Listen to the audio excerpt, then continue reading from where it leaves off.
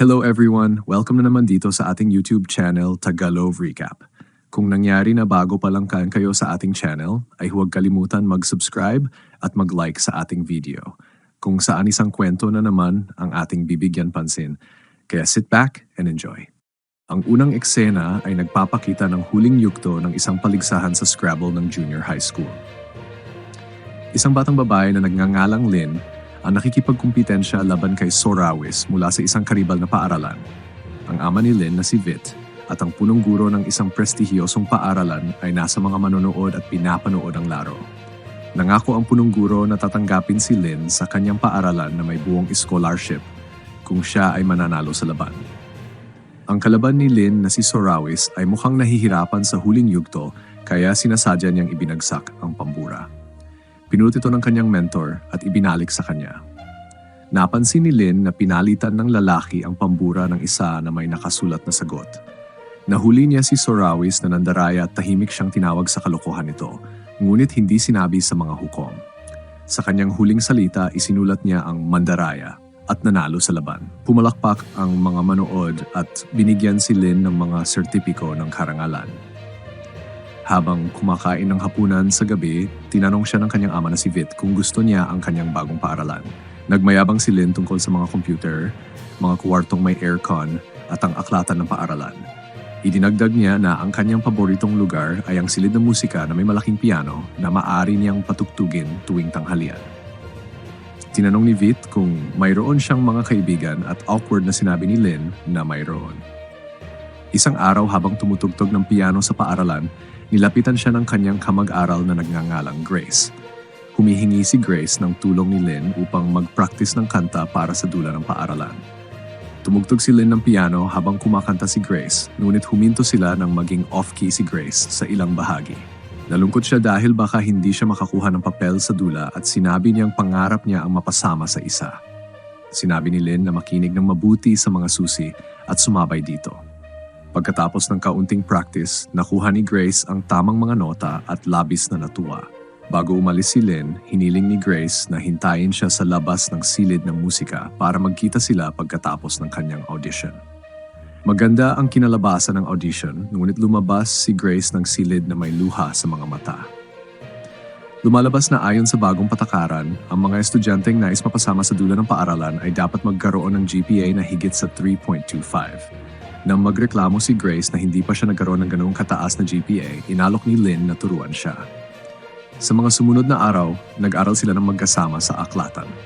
Ang kanilang guro sa math na si Sophon ay nagtuturo ng mga estudyante sa labas ng paaralan. Isang araw, dinala ni Grace na nasa kanyang pribadong klase rin ang isang sample na papel ng tanong na ibinigay ni Sophon. Napansin ni Lynn na mas mahirap ang mga tanong kaysa sa mga itinuturo niya sa klase, ngunit nag-practice pa rin siya. Ilang linggo ang lumipas, sila ay nasa kanilang midterm na pagsusulit sa math. Sa unang ilang minuto, sinagot ni Lynn ang lahat ng tanong na walang kahirap-hirap, ngunit napansin niya na karamihan sa mga tanong ay katulad ng mga nasa papel ni Grace. Malinaw kay Lynn na si Sophon ay nagbibigay ng mga tanong sa pagsusulit sa mga estudyanteng nagbabayad sa kanya para sa coaching sa labas ng paaralan. Sinulat niya ang lahat ng sagot sa isang pambura, inilagay ito sa loob ng kanyang sapatos at sinipapalik sa mesa ni Grace. Nakuha ni Grace ang mga sagot at kinopya lahat. Nang lumabas ang mga resulta, labis na natuwa si Grace dahil nakakuha siya ng pinakamataas na marka na nakuha niya kailanman. Ngunit dahil pareho ang nakuha nilang marka, nagdududa si Sophon sa kanila. Pinalaan niya ang mga batang babae na mag-ingat dahil kung mahuli niya silang nandaraya, hindi siya magpaparaya. Pagkaalis niya, inibibitahan ni Grace si Lynn na maghapunan sa bahay ng kanyang kasintahan na si Pat. Sa gabi, nagpunta sila upang makipagkita kay Pat sa isang marangyang restaurant na katabi ng kanyang apartment. Lumabas na siya isang mayamang bata na tamad at mababa ang mga grado. Matapos niyang ilibre ang mga batang babae ng hapunan, hiniling niya kay Lynn na tulungan siya sa pagsusulit katulad ng ginawa niya kay Grace. Nagulat ang mga batang babae nang mag-alok si Pat ng maraming pera kay Lynn tulungan siya. Nangako ang kanyang ama na bibilhan siya ng sports car kung hindi siya babagsak. Kaya't desperado siyang kailangan ang tulong ni Lynn. Gayunpaman, ayaw ni Lynn na manganib na mahuli kaya tinanggihan niya ang alok. Umuwi siya sa gabi at nakita ang kanyang ama na si Vit na kumakain ng noodles. Sinabi ni Lynn sa kanya na maging mas maingat sa kanyang dieta at pumunta sa kanyang silid. Maya-maya, narinig niya itong nakikipag-usap sa telepono tungkol sa isang utang. Hinarap siya ni Lynn tungkol dito at nalaman na nanghiram siya ng pera mula sa kanyang kapatid upang bayaran ang matrikula ni Lynn. Nangako ang punong guro na bibigyan siya ng buong scholarship kung mananalo siya sa Scrabble contest, ngunit dahil sa issue sa budget, kailangan nilang magbahagi ng scholarship ng isang lalaki mula sa kanyang paaralan. Ibig sabihin, kailangan pa rin nilang magbayad ng kalahati ng bayad bawat semester. Alam ni Lynn na hindi kayang bayaran ng kanyang ama ang ganitong halaga at sinabi niyang lilipat na lang siya pabalik sa kanyang dating paaralan, ngunit iginiit ni Vit na mas maraming oportunidad ang makukuha niya sa bagong paaralan. Ngayon, upang makuha ang buong scholarship, kailangan ni Lynn na makipagkompetensya sa ibang lalaki at patunayan na siya ang mas magaling. Kinabukasan sa paaralan, nakita ni Lynn ang isang batang lalaki na nahihirapang abutin ng lobo sa kisame. Tinangka niyang tulungan ito, ngunit hindi niya maabot. Biglang dumating ang isang lalaki na nagngangalang Bank at tinulungan sila. Tinawag sila ng bata na magandang magkapareha na ikinahiya ng dalawa. Pagkaalis ng bata, ipinakilala ni Lynn ang sarili at nalaman na si Bank pala ang lalaking kahati niya sa scholarship. Tinanong niya kung maaari pa rin silang maging magkaibigan, ngunit tinanggihan siya ni Bank at sinabing sila ay magkalaban. Sa sumunod na eksena, bumalik si Lynn sa gusali ng apartment ni Pat. Upang mabayaran ang mga utang ng kanyang ama at ang matrikula niya, sa wakas pumayag siyang tulungan sina Pat at Grace na mandaya sa pagsusulit. Ang kondisyon niya ay 3 kapat lamang ng mga sagot ang ibibigay sa magkasintahan upang hindi sila pagdudahan ng kanilang guro. Tinanggap ni Pat ang kasunduan. Sa sumunod na eksena ay ang kanilang huling pagsusulit sa unang semester at kailangan tulungan ni Lynn sina Grace at Pat habang tinatapos din ang kanyang pagsusulit. Katulad ng dati, nagsimula siyang magsulat sa pambura, ngunit tumigil nang lumapit si Sofon sa kanya. Binantayan siya nito sa buong pagsusulit at sa huli ay napansin ang pagsusulat niya sa pambura. Inago ng lalaki ang pambura at nagulat nang makita ang nakasulat na ibinibigay mo ang mga tanong sa pagsusulit sa mga estudyante. Naisip niyang alam ni Lynn ang kanyang lihim at sinubukan siyang kumbinsihin. Ngunit ibinigay ni Lynn ang kanyang sagutang papel at lumabas ng silid-aralan. Sinabi ni Sofon sa iba na magpatuloy at sinundan si Lynn. Nanatiling matatag si Lynn sa pagsasabi sa punong guro habang sinubukan siyang kumbinsihin ni Sofon na huwag na lang. Binalaan pa niya si Lynn na sasabihin sa punong guro na pinayagan niyang mang-opya si Grace sa kanyang papel. Ngunit sinagot siya ni Lynn na nakakuha ng magandang grado si Grace dahil sa kanyang mga tuition class.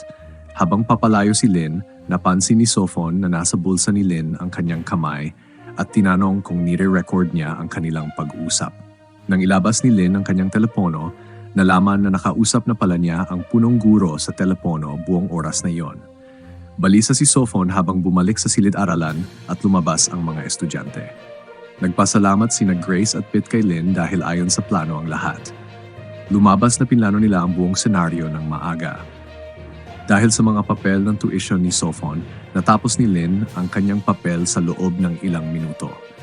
Minarkahan din niya ang mga sagot sa kanyang papel ng tanong at sinabi kay Grace na ipagpalit ito sa kanya kapag nilibang niya si Sofon. Pagkatapos nito, sinulat ni Grace ang mga sagot sa isang pambura at ibinigay kay Pitt at nagawa ng 3 ang kanilang pagsusulit ng mahusay. Bukod pa rito, pinalitan ni Lynn ang pangalan ni Pitt sa kanyang telepono ng pangalan ng punong guro. Sa ganitong paraan, hindi niya mapapaalis si Sofon, ngunit matatakot pa rin ito. Gayunpaman, ng gabi na iyon, nakatanggap siya ng maraming mensahe sa group chat na sinasabing natanggal na si Sofon sa paaralan. Muling nagmamadaling pumunta si Lynn sa apartment ni Pitt at tinanong siya kung paano nalaman ng punong guro.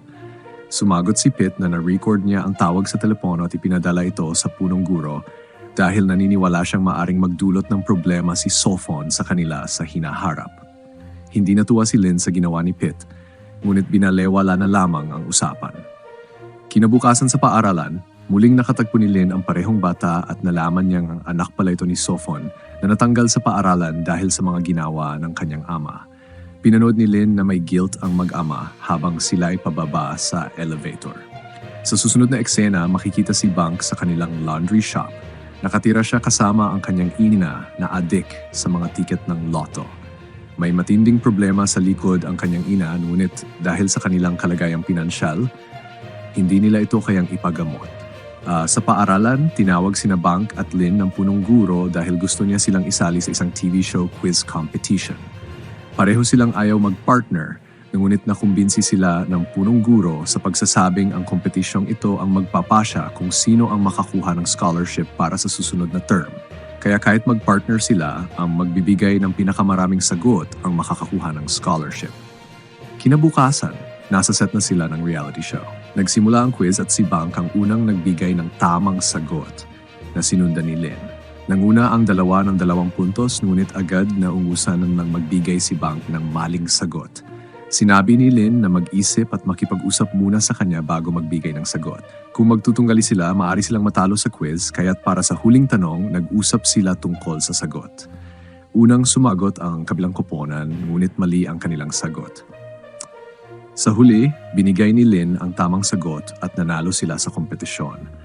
Kinabukasan, nasa opisina sila ng punong guro kung saan sinabi nito na si Lynn ang nakakuha ng buong scholarship. Sinabi niya kay Bank na mag-apply muli ng scholarship sa susunod na semester at pinaalis na sila. Pagkatapos ng meeting, sinubukang aliwin ni Lynn si Bank ngunit hindi siya pinansin nito. Makalipas ang ilang sandali, dinala ni Bank ang kanyang ina sa isang pampublikong ospital kung saan kailangan nilang maghintay ng maraming oras para sa kanilang turno. Sinabi rin niya sa kanyang ina na hindi siya nakakuha ng scholarship. Ngunit mabilis na itinago ng ina ang kanyang pagkadismaya at siniguradong makakalikom siya ng pera bago ang susunod na semester. Isang araw sa paaralan, tinawag ni Pitt si Lynn sa computer lab at tinanong kung titigil na ba siya sa pagtulong sa kanya sa pagdaraya ngayong hindi na niya kailangang magbayad ng matrikula. Tumawa ito nang sabihin ng dalaga na hindi na niya kailangan ng kanyang pera. Ayon kay Pitt, magkakaroon pa rin ng bayarin para sa extracurricular activities na marahil hindi niya alam. Hindi nag-react si Lynn, ngunit nagduda siya na maaring totoo ang sinasabi ni Pitt. Kaya nang umuwi siya, tiningnan niya ang drawer ng kanyang ama at nakita na nagbayad ito ng kabuuang 200,000 baht bilang maintenance fee. Napagtanto ni Lynn na ang buong scholarship ay isang publicity stunt lamang ng paaralan at kumikita pa rin sila mula sa lahat ng kanilang estudyante. Agad na tinawagan ni Lynn si Pitt at tinanong kung may ibang tao na handang magbayad sa kanya tulad ng ginawa ni Pitt. Kinabukasan, inayos ni Pitt ang isang pagpupulong kasama sina Lynn, Grace at ang kanyang mga mayamang kaibigan na kailangan ang tulong ni Lynn. Hiniling niya sa kanilang lahat ng 30,000 baht upang tulungan silang mandaya sa loob ng isang semester. Kailangan nilang bayaran si Pitt na siya namang magbibigay ng pera kay Lynn upang walang ebidensya ng bayad. Dahil maraming tao, ang pagpapasa ng mga sagot sa pambura ay magiging napakadelikado. Kaya't nag-isip si Lynn ng ibang plano. Naalala niyang may relo sa harap ng dingding na nakikita ng lahat. Sinabi niya na ang minutong kamay sa relo ay magiging bilang ng tanong na kanilang sinasagutan. Katulad nito, dahil multiple choice ang mga tanong, magkakaroon ng 4 na pagpilian. Ang segundo ng kamay sa relo ang magiging sagot. Kaya't kung ang sagot ay A, itataas ni Lynn ang kanyang kamay kapag umabot ang segundo ng kamay sa 1. Kung ang sagot ay B, itataas niya ang kanyang kamay kapag umabot ito sa 2. Ang pagsusulit ay tatagal ng 2 oras at magkakaroon ng 60 tanong sa kabuuan na nangangahulugang kailangang tapusin ni Lynn ang kanya sa loob ng 1 oras at italaga ang susunod na oras upang tulungan ang iba. Naging ayon sa plano ang pagsusulit. Ngunit sa kalagitnaan, tinanong siya ni Bank na nakaupo sa tabi ni Lynn, natigilan ang paggalaw dahil hindi siya makapag-concentrate. Bigla siyang nakabitiw ng piraso ng papel na nakita ng guro. Kinuha ng guro ang papel mula sa kanya at inisip na ito ay pandaraya. Ngunit lumabas na listahan ito ng mga address ng mga customer mula sa kanyang laundry. Pinilit siya ng guro na ilabas ang lahat ng nasa bulsa niya, ngunit aksidenteng nasuka si Bank sa kanyang papel. Nagtawanan ang lahat ng nasa klase habang siya ay nagmamadaling pumasok sa banyo. Sa gabi, pumunta si Lynn sa bahay ni Bank at sinabing hindi na niya kailangan ng scholarship, kaya ibinabalik niya ito sa kanya. Nagulat si Bank at tinanong kung bakit, ngunit itinago ni Lynn ang katotohanang kumita siya ng sapat na pera mula sa pagtulong sa kanyang mga kaibigan sa Pandaraya. Sa halip, sinabi niyang nanalo sa loto ang kanyang ama. Masayang inalok ni Bank na gawin ang kanyang laundry ng libre bilang pasasalamat. Sumama siya kay Lynn pauwi sakay ng bus. Nagtapos ang episode habang sinasabi niyang gusto niyang maging kaibigan si Lynn.